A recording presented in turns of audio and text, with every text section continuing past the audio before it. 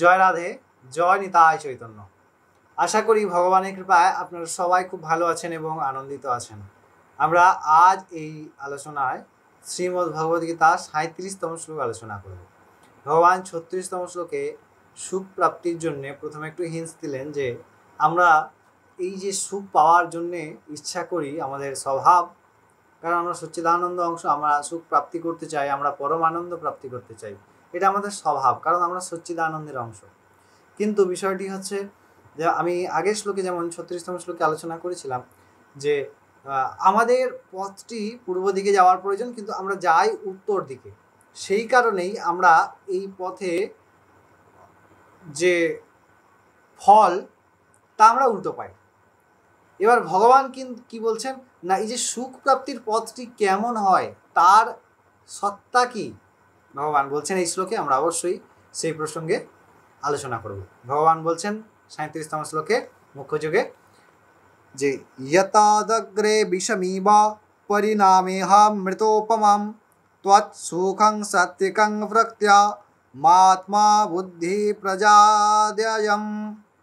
ভগবান বলছেন यतद्रग्गे विषमिव পরিণামে অমৃতোপমাৎ, অর্থাৎ यतद्रग्गे সেই যে দুঃখের নিবারণ এবং পরম সুখের যে রাস্তা, সেই রাস্তা यत्राग्रे যাহার অগ্রভাগ কেমন হয় না, বিষমিব কঠিন হয়। সেই সুখের পথের রাস্তা প্রথমে কাঁটাযুক্ত হয়। প্রথমে গোলাপের পাপড়ি থাকে না, প্রথমে কাঁটা থাকে, তারপরে উপরে পাপড়ি থাকে। প্রথমে কাঁটাটি হাতে লাগে, তবে গিয়ে সুন্দর গোলাপের উপভোগ্যতা, তবে গিয়ে সুন্দর গোলাপের সৌন্দর্যতা, তার গন্ধের দ্বারা আমাদের ঘ্রাণেন্দ্রিয়কে তৃপ্তি বিধান করা। উদাহরণ দিলাম প্রাকৃতিক।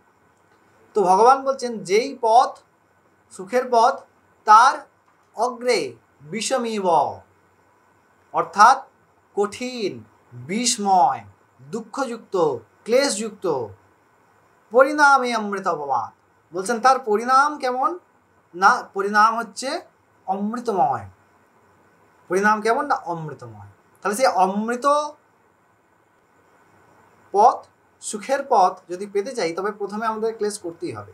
যেমন আমরা যদি কোনো একটি পদে পৌঁছাতে চাই, তো যাইতাইভাবে তো হয় না, তার জন্যে পার্টিকুলার স্টাডি লাগে, তার জন্য পার্টিকুলার পড়াশোনা লাগে, তার জন্য সঠিক পথ গুরু ধরতে হয়, সেইটির উপরে ক্রমবর্ধমান অভ্যাস করতে হয়, তবে গিয়ে না সেই পথটি প্রাপ্তি, সেই সুখটি প্রাপ্তি।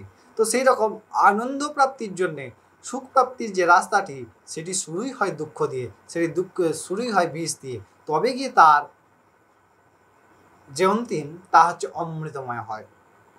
এবং সেই সুখ যেটির প্রথমে দুঃখযুক্ত এবং পরে অমৃতময়, সেই সুখটিকে বলা হচ্ছে, ভগবান কি বলছেন না, সাত্ত্বিক সুখ। সেই সুখটি হচ্ছে সাত্ত্বিক সুখ। ভজন, প্রথমে তপস্যার দ্বারা, প্রচণ্ড কষ্টের দ্বারা নিজের দেহকে তপ শব্দের তাপ, অর্থাৎ কষ্ট দেওয়া, ক্লেশ দেওয়া, তারপরে তো সেই ভগবত দর্শন, ভগবানের কৃপা। আশা করি এই শ্লোকের অর্থ বুঝতে পেরেছেন। আমরা পরবর্তী দিন আবার পরবর্তী শ্লোকে নিশ্চয়ই ফিরে আসবো। তখন আপনারা ভালো থাকবেন, অনেক আনন্দিত থাকুন। জয় রাধে, জয় নিতাই চৈতন্য।